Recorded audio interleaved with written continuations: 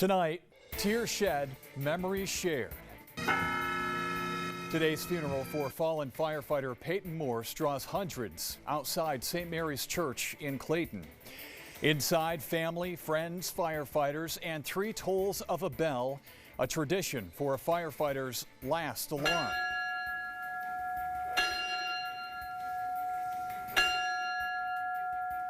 And a final ride through his hometown where friends, neighbors, and teachers stood silently on the streets of Lafargeville. You're watching the North Country's news station. 7 News this evening starts now. Live from downtown Watertown, here's Jeff Cole. Good evening. Tonight, the funeral for a fallen firefighter, beginning with the sights and sounds from Clayton to Lafargeville.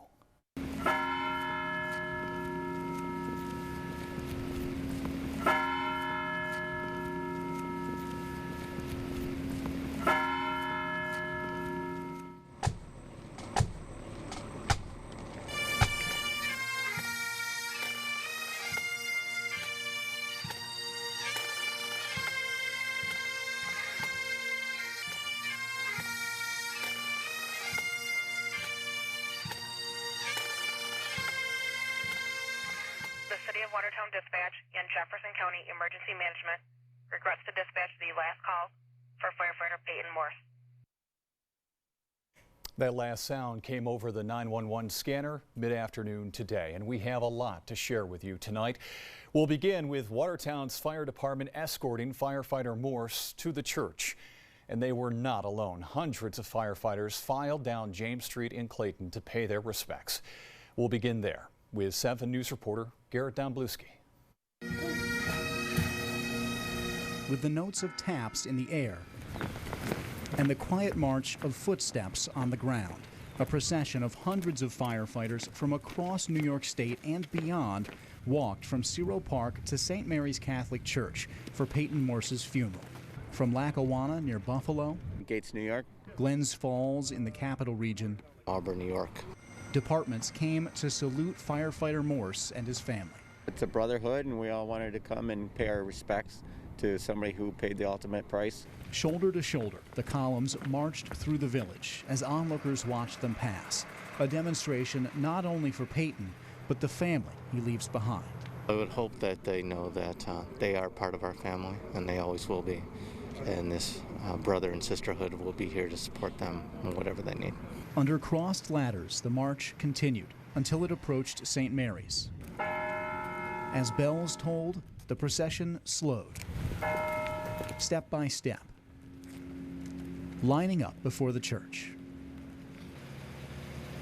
Silence. Then bells. And a salute. As departments that made their way from every corner of the state and a 3/4-mile walk at a church in downtown Clayton. Garrett Domblewski, 7 News. Firefighter Morse's cadet class, those training with him in Montour Falls, attended today's services. 38 of them from all over New York State lined up. One fellow cadet with the Oneonta City Fire Department spoke with us. He was well liked just by the minute you looked at him, basically. He had such an amazing personality and a kind-hearted soul. I don't really think I really know of anybody else that could have matched him. And the kind words about firefighter Morse's character and devotion continued inside the church at St. Mary's. 7 News reporter Lexi Bruning joins us with more on the eulogy spoken today by Watertown's fire chief and Peyton's mom. Lexi? Jeff, inside St. Mary's, there were tears, laughs, and memories. The inside of St. Mary's Church was filled with family, friends, and firefighters, all to say goodbye to Peyton Morse. For those who don't know, Peyton was really not all that patient on things. He came into this world early, and he's leaving us early. Remembering who he was, he, from early on, followed a particular moral compass that many of us forget to look at. And who he wanted to become, a full-time firefighter. When I said, well, how about it, Peyton, you want a job? The realization took a little while to sink in, but when it did, this smile was incredible. Placed in the church were his helmets, jacket, and radio, objects that symbolized a career cut far too short. His resume still sits on my desk.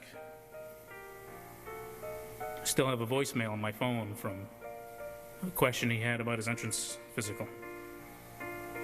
His new turnout gear was just delivered 2 days ago to my office. And now he's gone. Outside of his fire service, he was a friend. He would call me just to make sure I was okay or having a good day, even when he wasn't. And a son. He was a mischievous child,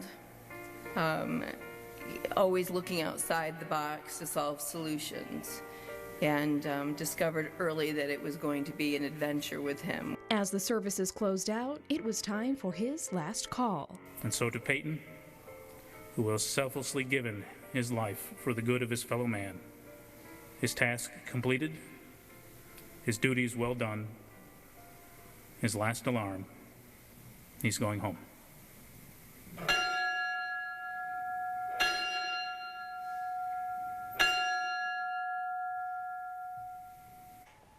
And Peyton's mother says at a time where it feels like there's a lot of disconnect in the world, Peyton's death in its own way has helped people heal and come together. She said, quote, that might be what Peyton was supposed to do. Jeff. Lexi Bruni with us tonight. Thank you.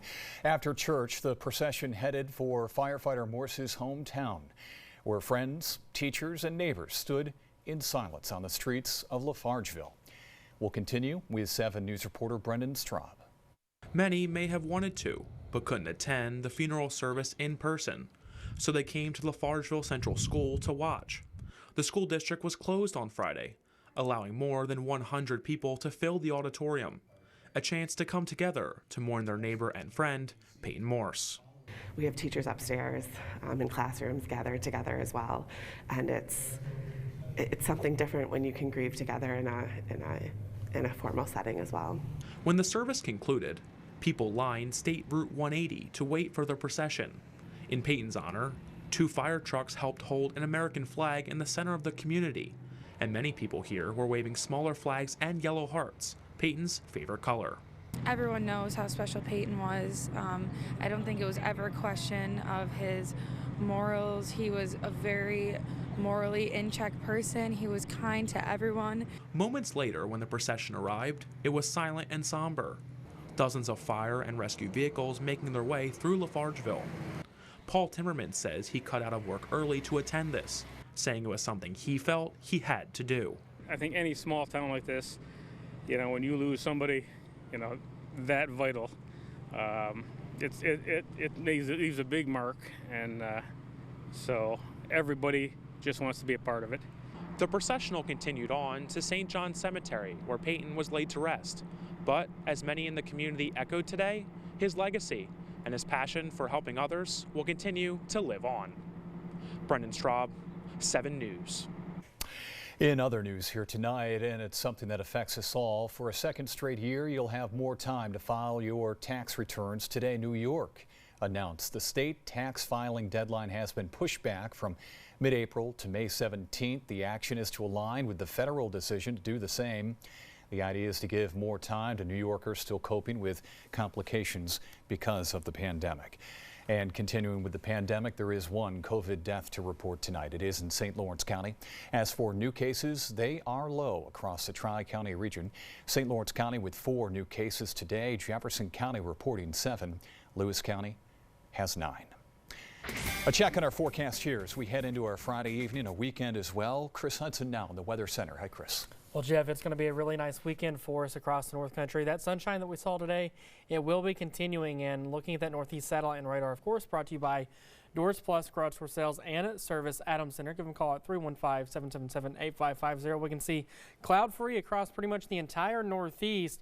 A few clouds off the coast. They're not really going to be affecting us. We're going to keep it cloud-free tonight. It's going to be a warmer night than what it was last night. We're going to keep that trend for the next week as well. Notice those temperatures tonight dropping down into those 20s and those winds coming out of the west-southwest, and that southwest wind is going to help warm us up.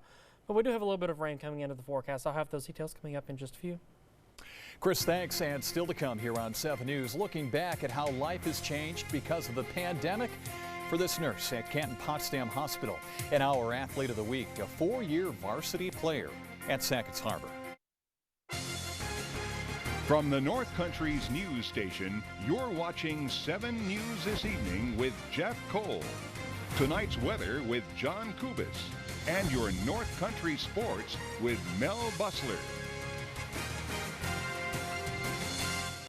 Well, blast from the past, a little different tonight. We're going back just 1 year because we're reflecting on the pandemic as we have all week. So tonight, some final thoughts on loss and hope.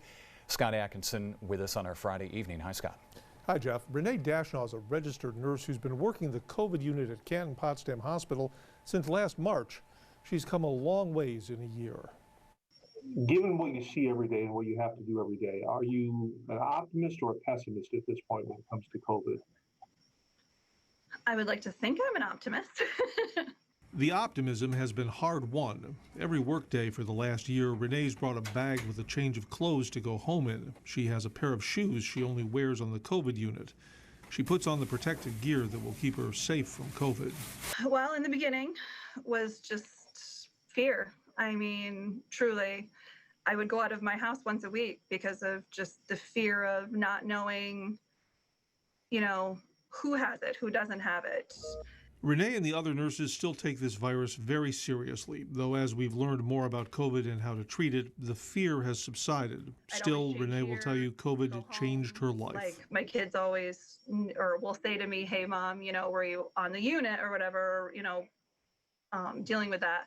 So they always would stay away from me. And that's like, I'm a hugger. I'm someone who needs, that closeness. To my family and stuff, so that was very hard. Back when we talked to Renee in mid-February, Canton-Potsdam had 3 or 4 COVID patients a day. Renee told us she tells her patients, we'll get you through this, one day at a time. There are victories, but also... With the ones that, you're happy to see them go home, but then, you have ones that you don't so much, and sometimes just, because I have experienced, some harder times. And just knowing that you're the last people that they see, or, it's just hard for me. I feel like you should be with family. And it's not that we don't. Our comfort care patients and stuff, we take care of them. But I find it that this virus is just, honestly, I hate it. I hate COVID-19. I can gladly say that. Renee says they have state-of-the-art personal protective gear, and she's fully capable of caring for her patients. But she says you have to find the bright side of things, or the severity of this virus will just bring you down. So she did what a lot of people have done. She got a dog. Jeff? All right, Scott Atkinson. Thank you for that look back. All right, we're back here in a couple of moments. We'll talk about your forecast with Chris Hudson next.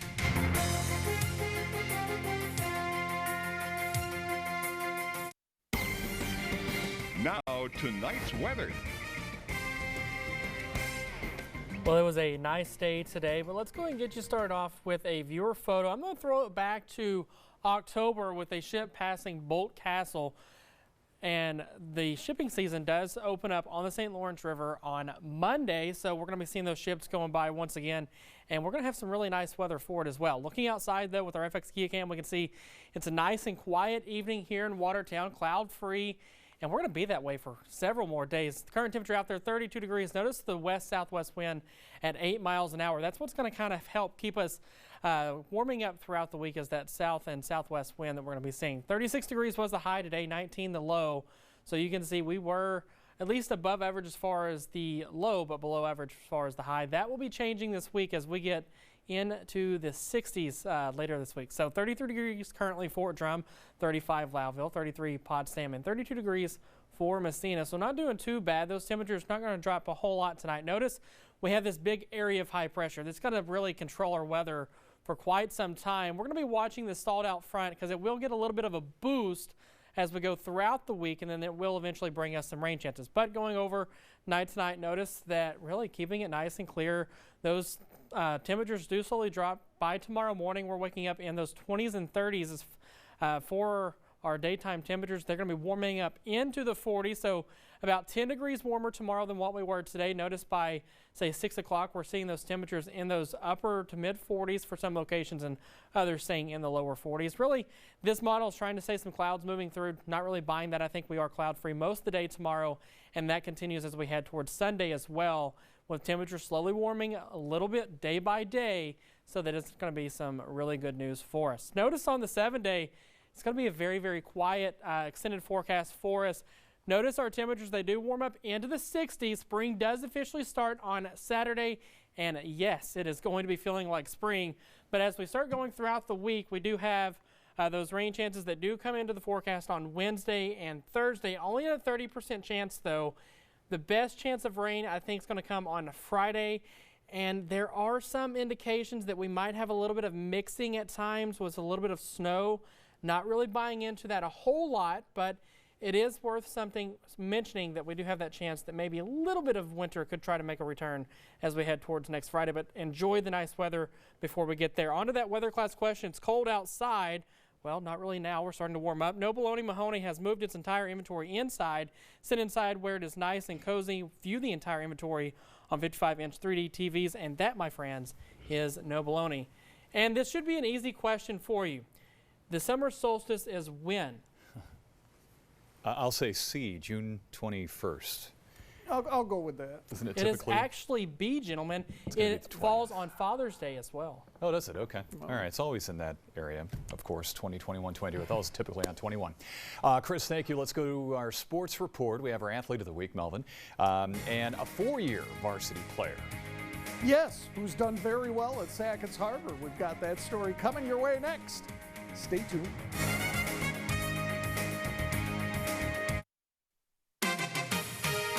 Now your North Country sports. This school year we are honoring senior student athletes who have contributed to their respective sports programs. This week we honor a basketball player from Sackett's Harbor who's been a 4-year varsity performer. His skills on the court earning him the Watertown Savings Bank 7 News North Country Athlete of the Week Award. Nolan Baker of Sackett's Harbor receives this week's honor. This talented senior has come into his own, averaging 15 points per game this season. He's over 600 points for his career. He was a Frontier League Honorable Mention All-Star last year and would have been an All-Star this season. His leadership skills on the team, a valuable part of Sackett's Harbor's success. Yes, I am. My team, it's always been a great team to play with. I see them as my brothers. I play for a great community, and it just feels great playing. And everything I've done, I just work hard and try to get better every day. Definitely. My coach helps me all the time. Every day he's telling me things I can make better and practice on, and I just listen to those and do my best to do those.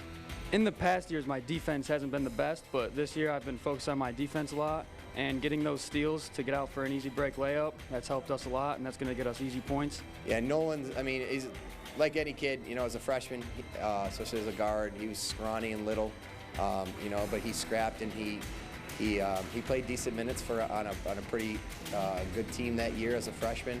He's just continued to get better. One of the things I've always told Nolan for the past 3 years is I don't think he ever realized how much talent he had, how talented he was. And I think this year, especially with everything that's happened and almost, you know, basically having the senior season taken from us, but now we've gotten the opportunity to play, like, I think he realizes that this is his last chance and he's been given this opportunity to play. He's been a great leader for us so far in these few weeks we've been practicing. He's playing, I mean, he's really reaching his potential now as a senior, which is what you always want to see. Congratulations to Nolan Baker of Sackett's Harbor, the Watertown Savings Bank 7 News North Country Athlete of the Week. Oral Roberts has pulled off the first upset of the NCAA tournament with a 75-72 overtime win over second-seeded Ohio State in the South region. It's the school's first NCAA win since 1974. Kevin O'Banner had 30 points, one more than teammate Max Abmas, as the high-scoring Golden Eagles won at the end. E.J. Liddell had 23 points, 13 rebounds. Dwayne Washington, 18 points, 10 boards for the Buckeyes. Justin Smith had 29 points, 13 rebounds. Number 10 Arkansas shut down high-scoring Colgate to open the NCAA tournament with an 85-68 win. 14th seeded Raiders had upset Pickers out of their seats early in the South region opener with a slew of three-pointers and a 16-2 run to go up by 14 points at one point in the game. Number 3 Razorbacks restored some bracket order with a 19-0 run spanning halftime and scored 10 straight points late to start pulling away. The Razorbacks at times just snatched the ball right out of the Raiders' hands and set up shots in transition, scoring 34 points off Colgate's 22 turnovers. Kofi Cockburn muscled his way to 18 points. Illinois cruised past 16th seed Drexel 78-49 in the Illini's first NCAA tournament game as the #1 seed in 16 years. Illinois will face 8th seeded Loyola Chicago or 9th seeded Georgia Tech in the second round of the Midwest Regional on Sunday. Well, that's it for now. We will pause for the cause. Mr. Cole after this timeout. That's our report for your Friday night. Chris Hudson in the Weather Center. First day of spring tomorrow, and Mother Nature starts to cooperate. Yeah, she's going to flip that switch, and it's going to feel like spring tomorrow. And we do have sunshine at least tomorrow. Yeah, we're going to have sunshine for several days this week, which is going to be really nice. That's true. All right. Speaking of sunshine, Mel Bussler. Yes. Syracuse tonight, buddy. Syracuse tonight, tip-off at 9:40 right here on 7 News, which means the 11 o'clock show tonight on 7 News will actually be sometime around midnight. Yes, which means you'll be taking a nap in about 20 minutes. That's right, yeah, because it's a late night for me. So. All right. Gentlemen, thank you again. They're back here tonight at 11 o'clock. No, midnight with their, I'm just rubbing it in. The CBS Evening News coming up next. Good night.